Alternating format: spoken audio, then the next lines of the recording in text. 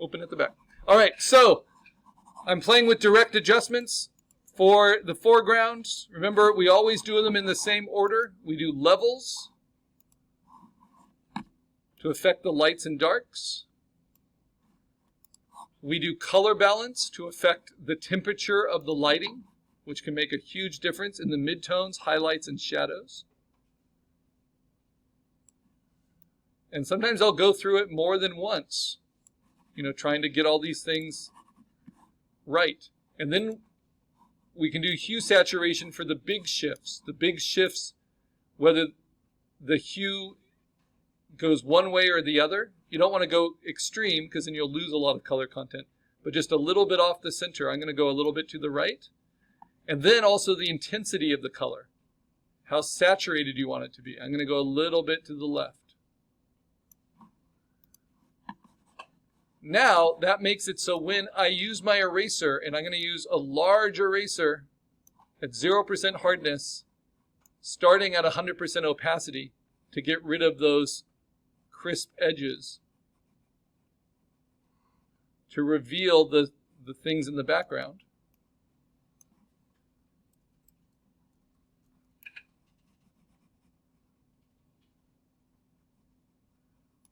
But because the colors are matching, even though the cutout's not great, this can work. And now we've learned a little bit more about compositing. So for instance, I've learned that there are dodge and burn tools. So I can burn the midtones here just on the edge to help push those greens back while leaving the highlights alone.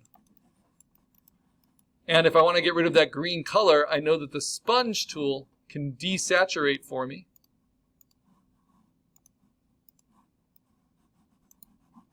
And help push those back as well. And then I can use my magic wand. I can have contiguous unchecked, select all those greens, and then just use my eraser that's soft-edged as a stencil to erase some of them. So there's all kinds of ways I can improve this, given the time and my new compositing skills. In this case, I'm going to feather my selection. How do I do that? You use select and mask. You have it remember your settings. And then I'm going to use the eraser, using it as a stencil, right?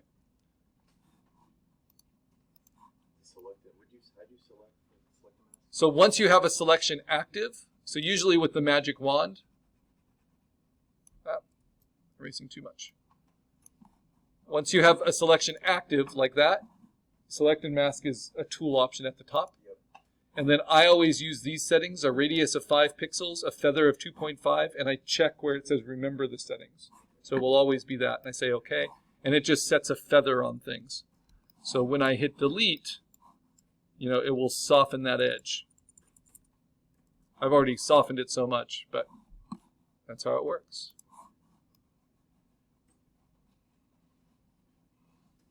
So by learning more about it, we can be a little bit more efficient with our time.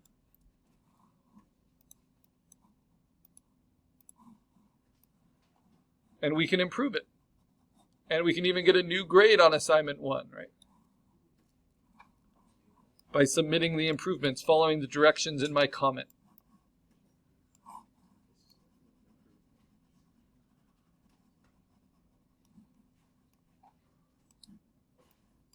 And it, again, does not need to be perfect.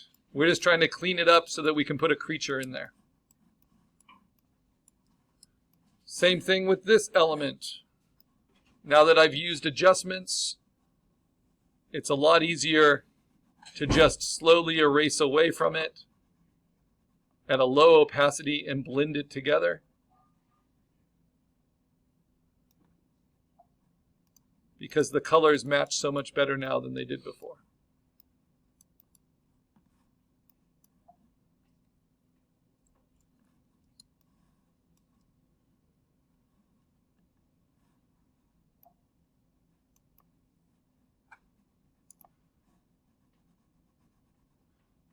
And where lighting isn't matching, we can use dodge and burn to help it match.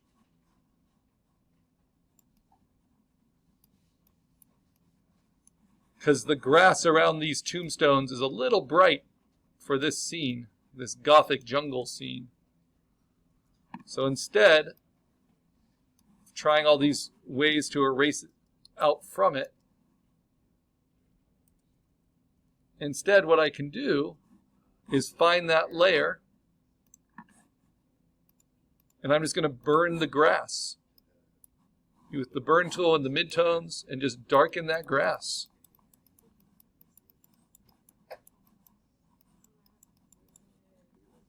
I can even just take an area of that reference and I can play with the direct adjustments just to that selection.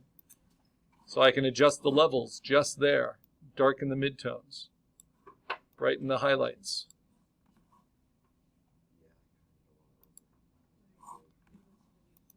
Play with the color balance, get rid of some of those yellows. Right? And it doesn't take a lot to help it really fit the scene. You can always burn it, dodge it, play with it. All right. So what's the glaring part that I don't like of my landscape? It's this area here. I don't think I have enough good overlap for it.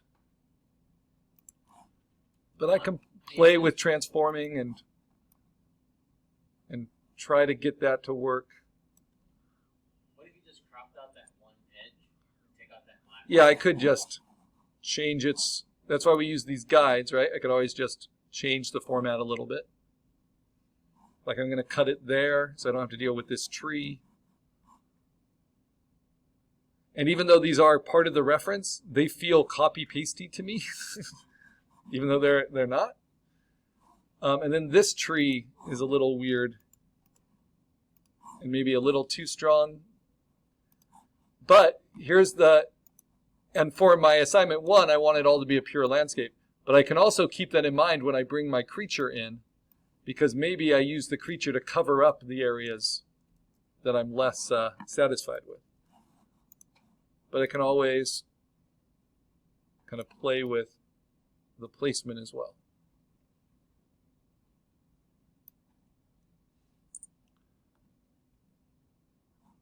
So all of these compositing skills, they matter. They'll help you out. I can also burn it, so it goes a little bit more into silhouette. And then I can take this reference, burn that a little bit.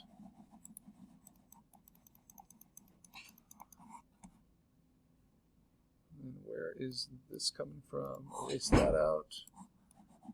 So it's just really understanding your layer content and what it's doing. All right, so last step for improving assignment 1 is cropping it.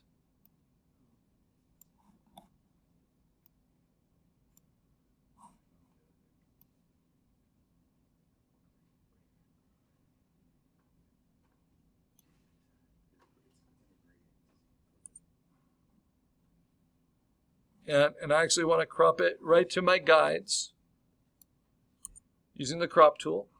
Turn off the guides, check your corners.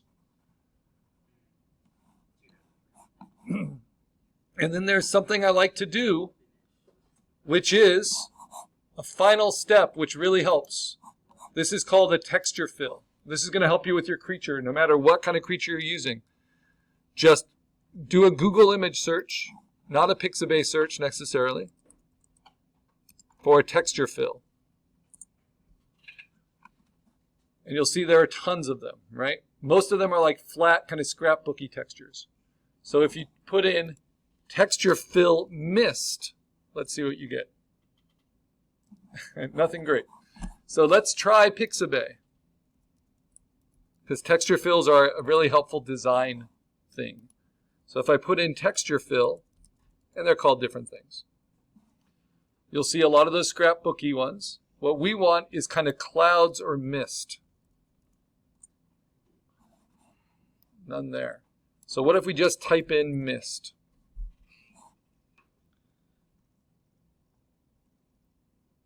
And what if we type in texture? This is what a texture fill is.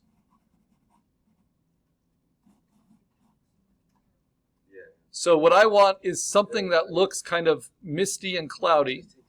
I can even steal it from something. But let's take this one.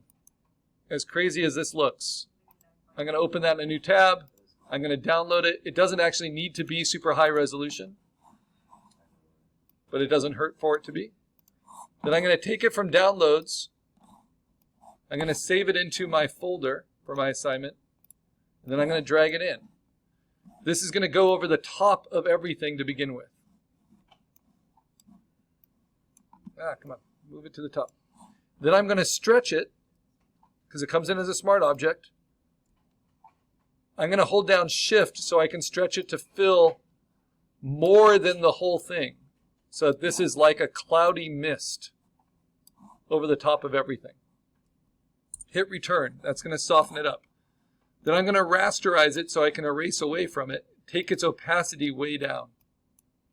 And you see how that starts to be atmosphere with lens flares. Then I'm going to use Command T and warp to push the lighting where I think it's most interesting. Like maybe these colorful lens flares coming from the light behind the church. All right, but I'm not done yet, because that's a little too heavy. So now what I'm going to do is play with opacity and decide what's the right amount. And then I'm going to use my soft-edged eraser at a low opacity and really, really large.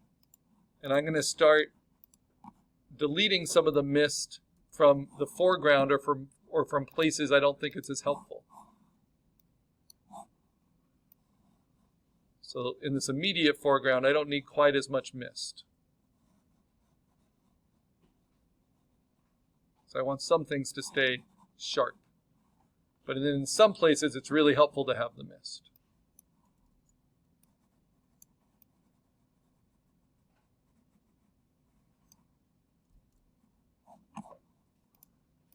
You can also just do this with cloud reference, and you can stretch clouds over. Now, I can do direct adjustments to the texture fill, especially because it has color. So I can play with the levels of it. I can push it brighter. I can push it darker. This is not anything except that mist on top at a low opacity. But it can really help sell the illusion. Then I can go to color balance and I can shift its color temperature. I don't know if I want quite so many magentas in my jungle. Though some are cool. I can warm up the highlights. Cool down the shadows.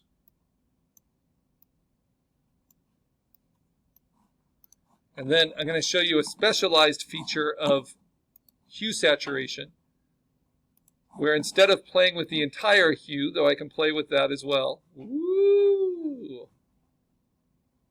fun stuff, what I can do is select just the magentas, which are all these like really, really hot kind of pink colors, and I can just take that saturation down a little bit, or just shift the temperature of that hue in one way or the other. I'll do it so it's a little bit warmer. And I can also just play with the saturation. Like if I don't like all of these color, I can just dim that. And it's still going to help. Though I kind of like the color to some extent. So this is without the texture fill. And this is with it. And you decide where it should stay strong and where you can erase some of it out. It's like a morning fog or mist on everything. All special effects tend to use a lot of texture fills to cover up compositing.